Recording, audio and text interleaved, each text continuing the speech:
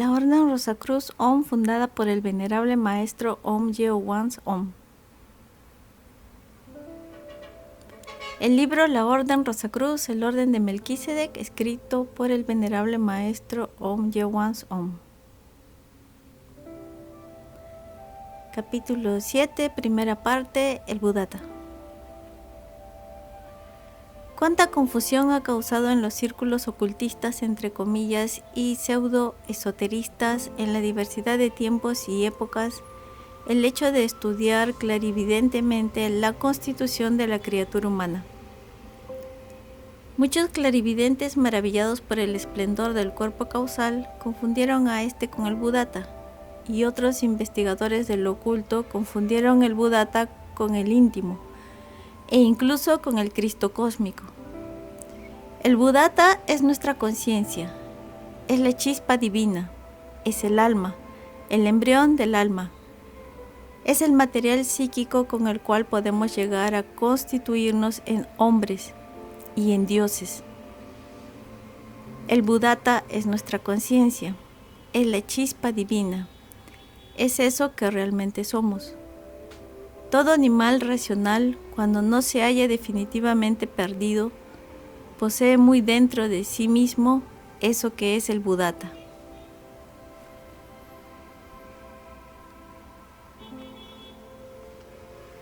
El gusano racional es realmente un trío de materia, energía y ego, pero este ego encierra dentro de sí al Budatta.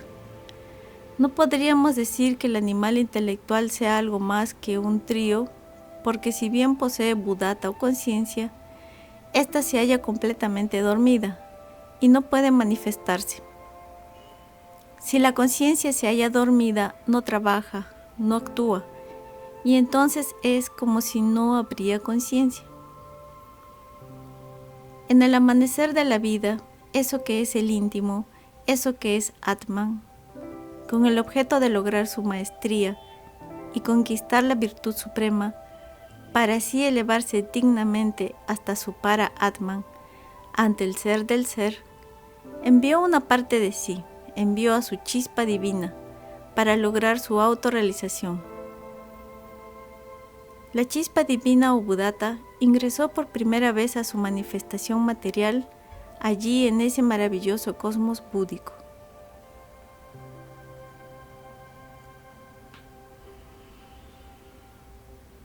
El Budatta comienza su trabajo de realización envuelto en un cuerpo muy denso, muy material, ya en partículas de oro, de plata, hierro, cobre, etc. Durante su estadía en el cuerpo material, en el reino metálico y mineral, el Budatta adquiere mucha experiencia consciente de lo que es el reino mineral y se hace un maestro elemental del reino mineral.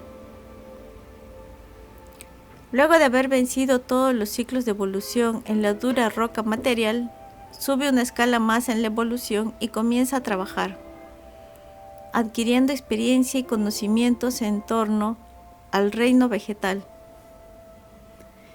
Es ahora cuando tiene un cuerpo físico vegetal, ya de árbol, ya de hierba, y tiene una diversidad de sensaciones vegetales y la vida se manifiesta en él con mayor amplitud. Conoce lo que es cierta forma de placer, así como cierta satisfacción, comodidad y dolor, y tiene también reacciones psíquicas. Continuando con su evolución, el Budatta llega a ocupar, después de miles y millones de años, un cuerpo sencillo de animal, de algún espécimen de la naturaleza. Y en su constante evolución continúa adquiriendo cada vez organismos más complejos, hasta que llega a la categoría de los animales superiores, entre comillas, y de ahí siempre por evolución llega al fin al estado humano.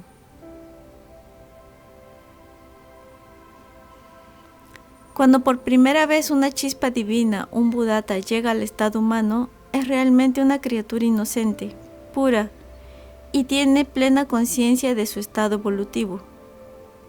Es hasta este momento o ciclo evolutivo que el Buddhata ha ido evolucionando de una manera espontánea y planificada por la voluntad de eso que es Dios. Ya en el estado humano, el Buddhata comienza a ver lo maravillosa que es la vida de la criatura humana. Su admiración no tiene límites y agradece conciencialmente a Dios por las oportunidades maravillosas que tiene ante sí para lograr la virtud, la perfección. El Buddhata en cuerpo de criatura humana es un ser inocente, puro, desconoce realmente lo que es el vicio, degeneración, el pecado, etc. Vive en un estado edénico, paradisiaco, y es en este estado precisamente donde tiene la primera gran prueba y en la que generalmente fracasa. Surge la serpiente tentadora, y el débil ser humano sucumbe en los brazos de la fornicación. La lujuria surge avasalladora y logra la degeneración, la caída, y lo sumerge en las más terribles esferas del vicio y del dolor.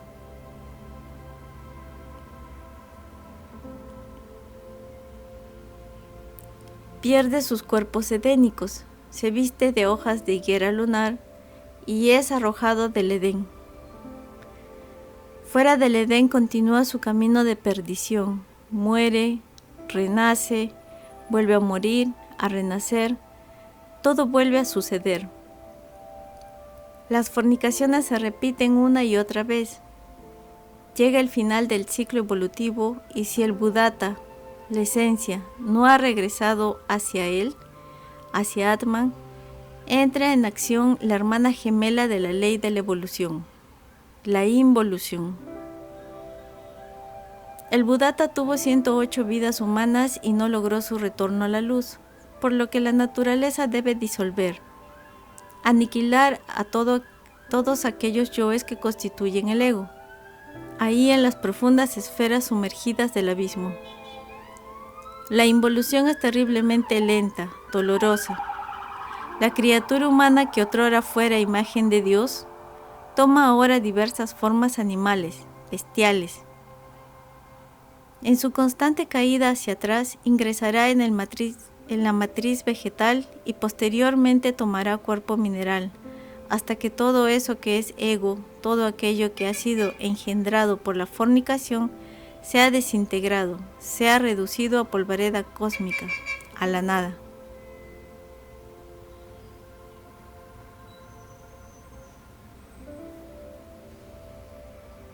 Cumplido todo ese largo y doloroso proceso, el Buddhata, libre de ego, reinicia nuevamente su ascenso por la escala mineral, luego pasa a la escala vegetal, llega al estado humano, y una nueva oportunidad para vencer a la serpiente tentadora del Edén y para elevarse a Dios. Realmente lo que regresa a Dios, lo que se reintegra al Padre, es el Buddhata. El ego tiene un solo destino, el abismo. En toda criatura humana que no esté definitivamente perdida y que tenga todavía tiempo, entre comillas, para regenerarse, es decir, regenerar sus cuerpos crísticos, encontramos que posee muy dentro, allá en las ignotas profundidades del ego, eso que es lo divinal, al Buddhata. Mas el Buddhata que encontramos no tiene siquiera una imagen de lo que fue en sus orígenes. Ahora lo encontramos completamente inconsciente, dormido por las influencias malignas del ego. Encontramos en el Buddhata no esa magnífica luminosidad ígnea del principio, sino una ligera y débil luz, y observamos que eso que es la legión ha logrado apoderarse de una porción, de un porcentaje indeterminado, de un poco de conciencia, y la ha integrado a sí mismo. Todos y cada uno de los yoes han robado parte del Buddhata y lo mantienen prisionero. El núcleo central, la unidad trínica, ha quedado depositada en las profundidades del ego y sin tener ninguna noción de lo que ocurre.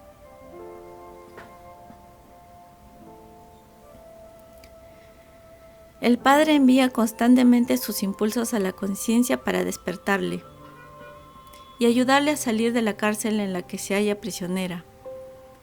A veces esos impulsos son recibidos y captados por el Buddhata, y es entonces que la persona manifiesta ciertos deseos de buscar la verdad, de encontrar a Dios, de perfeccionarse, etc.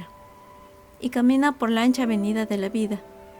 Y si tiene el merecimiento o suerte de encontrarse con los maestros de la logia blanca, empieza el cultivo de sí mismo, con el despertar de su conciencia, el conocimiento de sí mismo, la transmutación de la simiente sexual, intenta sentir amor, hacer el bien, etc. Si los impulsos recibidos son muy bien aprovechados, la persona continúa en el sendero, mas si solo fueron momentáneos y no tuvieron un efecto adecuado, el sujeto abandona el sendero y se subintroduce nuevamente en el mare magnum de teorías, dogmas, religiones, etc. Y otra vez al abismo. Todo Buddhata que recibe los impulsos de su padre logra ese despertar si así lo quiere, porque es libre para decidirse por el despertar o el mantenerse en la inconsciencia.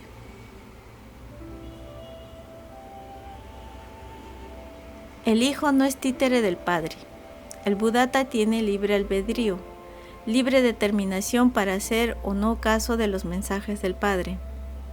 Si realmente el Buddhata ansía llegar a la liberación de sí mismo, si anhela llegar al Padre y fusionarse con él, iniciará la cruenta batalla contra el ego y luchará por todos los medios hasta lograr su emancipación interna. El ser, el Padre, es el mejor Padre y no quiere que ninguna de sus chispas se pierda. Atman no es como un árbol que si el viento sacude fuerte, deja que sus hojas sean llevadas a la deriva y se extravíen de su tronco común.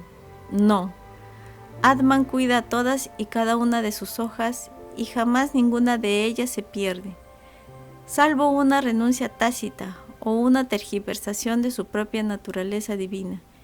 Y ello luego de haber traspuesto los límites de renacimientos y haber concluido con eso que los esoteristas auténticos llaman hiperciclos.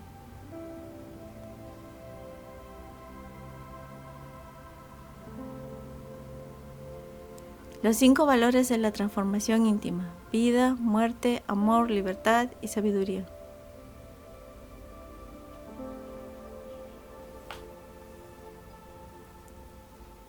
El valor de la vida: cuidar la simiente divina cual si fuese oro líquido y sublimarlo con la práctica de transmutación alquímica sexual. Transmutación sexual unipolar. Cuidar la simiente divina cual si fuese oro líquido y sublimarlo con la práctica de transmutación alquímica sexual. Transmutación sexual bipolar y transmutación sexual integral arcano solar.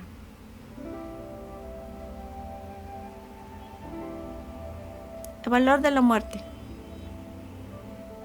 no identificarnos, no fascinarnos. Descubrir mediante el autorrecuerdo y autoobservación íntima los elementos subjetivos que constituyen los yoes. Realizar un estudio profundo hasta lograr la comprensión total de cada uno de los yoes y aniquilarlos con el ígneo poder de Kundalini.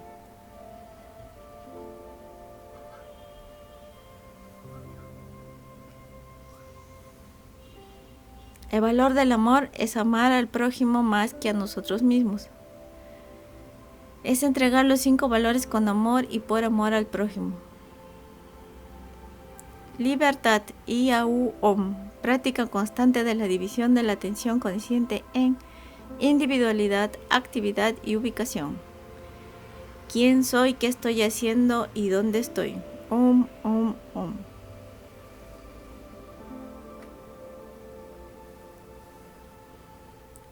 Sabiduría: dejar que el Padre interno cumpla con la magna obra, poniendo de nuestra parte tan solo nuestro granito de arena o mostaza que es nuestra vida entera. Haced siempre y por siempre la sagrada voluntad de vuestro Padre, Madre.